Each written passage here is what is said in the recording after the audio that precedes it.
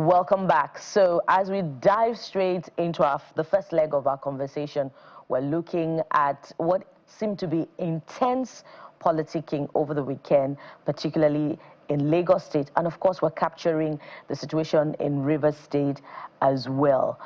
What is the implication of the return of the former speaker to his position? That is Right Honorable Mudashiru Obasa. And of course, the Supreme Court ruling that has now recognized the Martin Amewule-led assembly. And of course, the governor of Rivers State had a lot to talk about over the weekend as well. So we're looking at all of these, the implications of these events. So joining us this morning is Mr. Iwuji Nnamdi, a public affairs analyst who joins us from our Abuja studio. We also have Dr.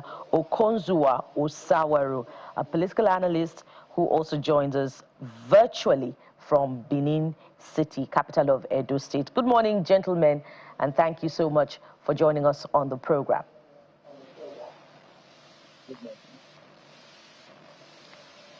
Okay, I'm going to assume, hopefully, that you can both hear me. Let me start with you, Mr. Nnamdi, who is at our Abuja studios. Mr. Nnamdi, I'll start with the Lagos State Assembly situation, and many are asking what exactly is happening. Newspaper analysts earlier on talked about the hand of Esau and the voice of Jacob. Of course, everyone has been wondering who is this unseen hand and unheard voice behind determining what exactly is happening. But what does the return of Speaker Obasa to his position, what does it portend for the politics that, often determines the relations in state assemblies? Don't forget that he said, during that dramatic initial return to the assembly, he said something very significant. There shall be no persecution of state assembly members, something to that effect. So what do you see happening in the coming days? Okay, thank you for having me. What's happened in Lagos is quite unfortunate, and is something that is very avoidable. The reason for this, the honorable members of Lagos State House of Assembly, I believe they emerged by consensus. And this consensus, there are party leaders that were responsible for that in taking such a decision. However, before they could come out to start all this drama, I think they're supposed to have first consulted the leadership of the party. Now, the question is this: why would the same honorable members of the House re-elect Obasa when you know there are other options? Did they explore all these options? Why was this action taken when the speaker was not on seat? And if there are grievances, did they go back to their leaders and the party leaders to lay their complaints so that this could be resolved in-house? Now, why do you not go back? What you're supposed to have done at the first instance is now what you are now doing. So the point I'm making here, yes, even the re-elected speaker, Obasa, also made a mistake. It's a show of shame and embarrassment to the nation and to the president. Did you consult widely before storming the House last week or last 2 weeks to go and take possession of the seat when you know that the matter is still in the court? Then the honorable members, before you move to impeach the speaker, did you consult the party leadership? Or after taking that decision of impeaching Obasa, you now go back to meet the party leadership? That is absolute disloyalty, to my own view. So it's a show of shame. However, the lesson we should learn there, because politics is a game. It's a game that politicians should understand. Because for you to emerge as a member of the House of Assembly, some people were also aggrieved. And you are emerged based on party leadership, party decision. So for you to take such a decision, and knowing fully well there are respectable leaders from that state, did you consult them before doing that? You didn't consult them. And you go out there to start embarrassing the nation and the Lagos state. So for me, what they have done there is very, very embarrassing. And for me, I don't think there is any hand of Esau, as they are saying it. The issue there is that the party leadership is not happy. Because first and foremost, what you're supposed to have done, you did not do it. If Obasa is not doing well, did you go to this leadership to lay your grievances? No. And why is it that if you think you are doing the right thing, why did you do it when Obasa was not around? So who was in support of that? So why do you, after doing that, you go back to now go and meet the party leadership? So if I'm the one, I will not be happy. So you have to revert back to the status quo. So no matter the circumstances that have surrounded this, you see, we Nigerians will always like to be sentimental about it. But let us look at the process. All right. You emerge as an assembly candidate. All right, Mr. Wood. It's by party supremacy that took that decision. All Others were aggrieved when you were given that party ticket to emerge as an assembly member. Now, this same party that gave you this platform, did you consult them before publicly taking such a decision? You did not. And there are leaders. You were granting press conference, doing all sorts of things, knowing fully well there are people that you know that you will still listen to. So for me, that is very embarrassing. Let's expand the conversation now, Mr. Wuji. Some would say that indeed it was his dramatic resumption just days ago before his re-election that was a precursor to his re-election. And about consultation, I recall that when Speaker Miranda announced her resignation, she talked about party supremacy. So there's some level of consultation with the party if you're following the conversation. Let's come to Dr. Konzua Osawaru also. I wonder if you have contrary views. Would like you to weigh in on the same question.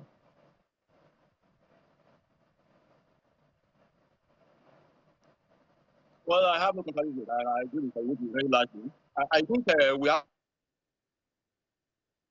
Dr. Osawaru. to situate. Okay, go ahead. We have to situate a situation. Hello, I can hear you. I can hear you.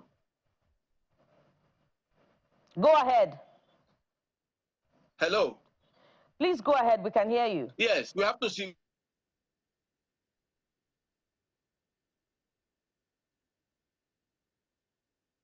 Dr. Osawaru. Okay. Okay. I think let's take it back to Mr. Nnamdi. So that when we get, as soon as we reconnect with Mr. Dr. Osawaru, we'll get to hear his view. But Mr. Nnamdi, you made a point about party supremacy consultation before they were elected, and whatever decision was to be taken had to be, they had to consult the party leaders and all of that. But as soon as elections are won, of course, the party still plays a critical role.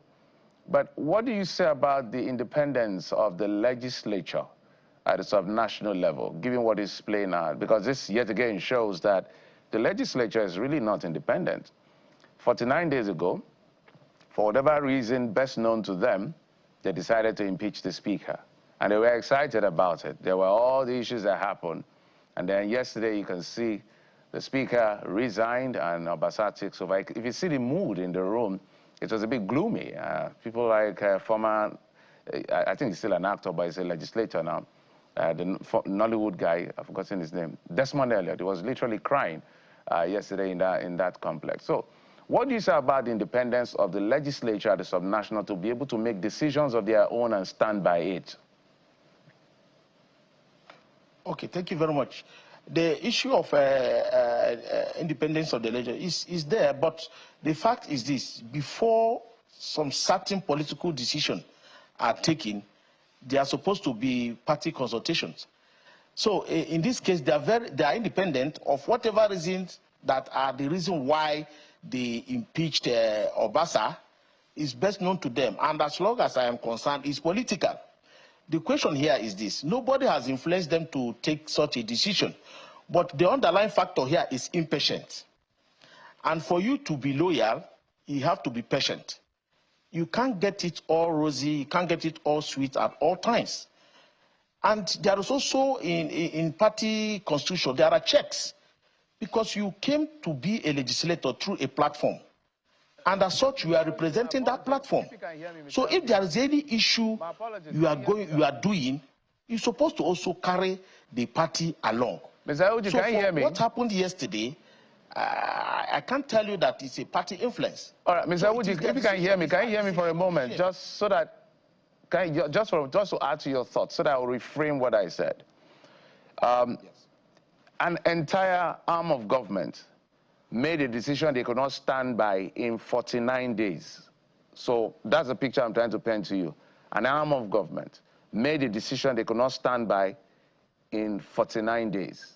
I want you to paint that, explain that scenario to us. It's a show of shame. So why I'm explaining this, they could not stand on a decision they made, is because of impatience.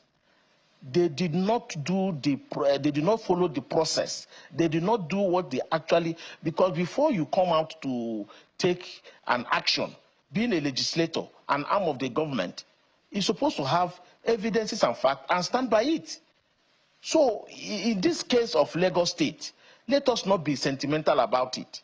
They did not follow the process. If they had followed the process, I believe this whole charade wouldn't have happened. So how could you explain that? The international community are watching. After impeaching a speaker, the same house came and re-elected the speaker. So in other words, the point here is that the speaker is very clean of any allegation that have leveled against him. So it's an embarrassment.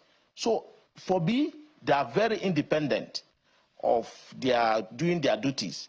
But in doing that, they have caused an embarrassment to themselves, to the Lagos State government, and to federal government, because they did not do what they are expected to do as a legislator. So is it that if you're a legislator, you will just be doing things without checks?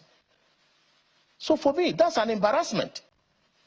All right. That is an embarrassment. So, but whatever that has happened, it is good that it has happened so that we will learn. The speaker, Obasa, has come back as a result of there are no facts in whatever allegations that have leveled against him. Within 49 days, you have gone back to re-elect the person you have impeached. In fact, that's an embarrassment.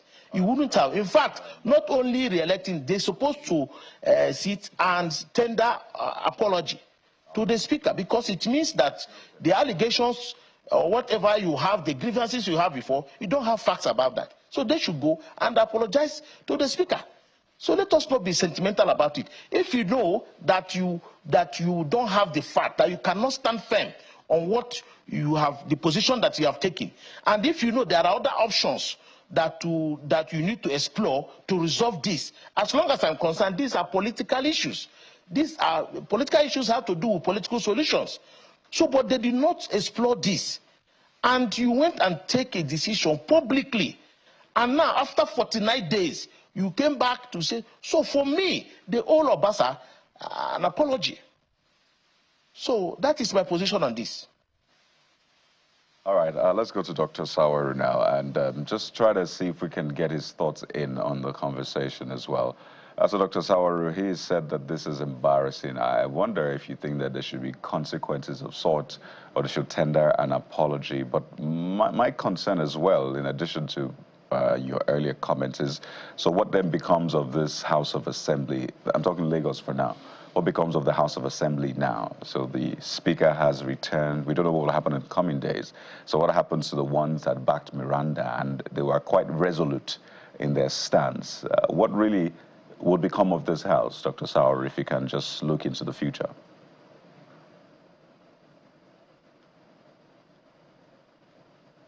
So going by the comments, they were mistakes in the process. And since the House of Assembly has been persuaded to reverse itself, the former speaker is taking his place back. So has the former deputy speaker. I think the Lagos Assembly should be allowed to function. They should carry on their legislative duties from now on. I really don't think there will be any need for any apologies because what needed to be done has been done, but they have reversed themselves. So what do you see of the future of the State Assembly now? Because obviously there will be some sort of bad blood. The Speaker is sitting. There are 4 lawmakers who are aligned, or at least 3 or thereabouts who are aligned. And then there's way more who supported Miranda. So you can't take away the fact that there will still be that sort of bad blood, and that may affect governance. So for those who are saying maybe there may be another speaker, a neutral speaker in that sense or altogether, do you think that's the way to go, or Mr. Obasa should still retain the seat in spite of what a lot of people consider as obvious bad blood boiling in that assembly? The kind of justification ascribed to Lagos State and the Lagosians, I do believe the speaker should be able to draw upon his statesmanship because he holds that office.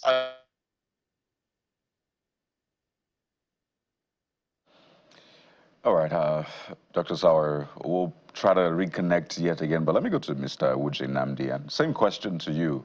What becomes of the assembly? Do you align with those who say maybe there will be another speaker, a neutral speaker, and this was just to save face for Mr. Obasa? Or would you say he should continue in spite of what may seem like bad blood, right, between the seeming factions or groups now in the assembly? Oh. Okay. Whatever that has happened has happened. What I would say is that the speaker, the re-elected speaker, should be magnanimous in taking some certain actions and decisions to carry everybody along, because the legislature is one. So, and also, he needs to go back to the drawing board to look at what are the issues, where have I gotten it wrong that have led to this, and retrace his step so that the assembly will move forward. Because you can't have it all. And a situation whereby such a situation has happened, what I expected the speaker to do is to start immediate reconciliation and unite the House together to move the state forward. And also to look at the grievances of the majority of the House of Assembly who, in their absence, passed this vote of no confidence. So what are the areas? Discuss, address those issues, and carry everybody along and move forward so that the state will move forward. Because this crisis is also, they say that when 2 elephants fight, the grass suffers. So for me, we should learn, the lesson here is about being patient, consulting before and getting it right before coming out to begin to say whatever you want to say. Yes, we might be sentimental that somebody somewhere or something like that has happened, the hand of Esau or whatever the case, but that is not the fact here. The fact is this: if you think there is hand of Esau, did you consult that hand of Esau before taking such a decision? If you did not consult that hand of Esau before taking such a decision, is it not disloyalty? All right, Mr. Woodji. Is it not an embarrassment? Mr. The same hand of Esau that you might be thinking are also responsible. Let's cover Rivers Assembly politics now. And following that Supreme Court judgment, we know that the Martin Amewule-led Assembly has issued a 48-hour notice to the governor to represent the 2025 budget. And we can't talk about that without putting also in context the governor's recent comments, particularly from the inauguration of the public infrastructure yesterday. Governor Fubara said, not quoting him copiously now, "In as much as I don't subscribe to violence, when the time comes to take a decision, I will lead the charge for that decision." That statement appears to be weighty. Do you think that we have exited the stage of political crisis where there was tension and, in fact, visible acts of violence following this particular judicial intervention? Or what do you pretend to be the management of the situation in Rivers State politics in the future? Mr. Iwuji. Okay, thank you very much. My opinion is this. Let them work together and move the state forward. But before working together, I believe both parties have learned their lessons. Without missing words, I want to say that the governor didn't get it right from the beginning. The reason I'm saying this is that the governor, from his profile, is not a politician. He just from the civil service and was elected as a governor. And for him to be elected as a governor, many people were aggrieved. There were no sacrifice made by him for the party. There were no issues, and he was given the platform to run as a governor. I had expected him to be patient, work. Do you think that if you look at Kogi State, there are no issues of godfatherism? But the governor there is managing it. If you look at other states, there are other issues, but the governors, we are managing it. Even in our families, there are issues that you come up, you manage it. But it's too early for the governor to take such a decision. Now, people will come and say the Supreme Court was not fair to the public and all that, all that. Me and you know that how the election in Rivers State took place. And even at that, the Supreme Court upheld the election of Fubara.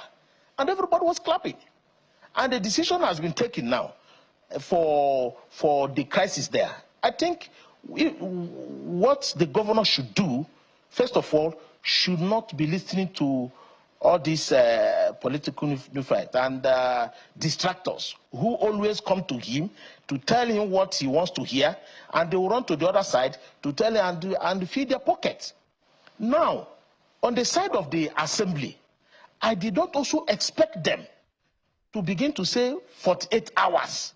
It is wrong for the speaker to the assembly to start on that note, because the bosses have already suffered.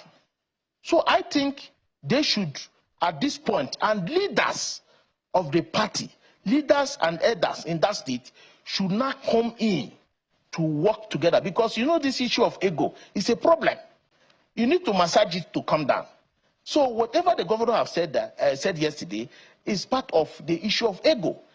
Whatever the River State House of Assembly have said is also as a result of ego. So at this point in time that Supreme Courts have given this judgment, I think the best bet is to call both parties together.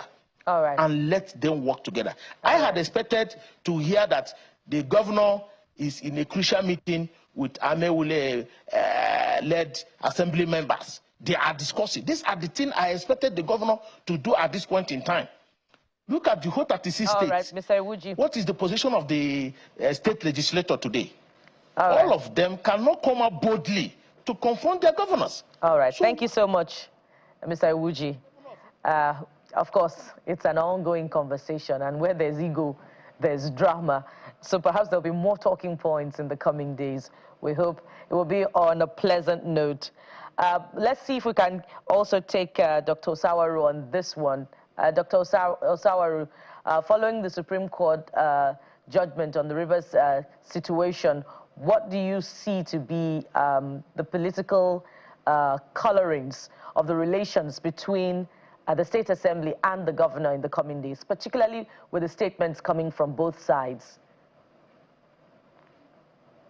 Dr. Osawaru.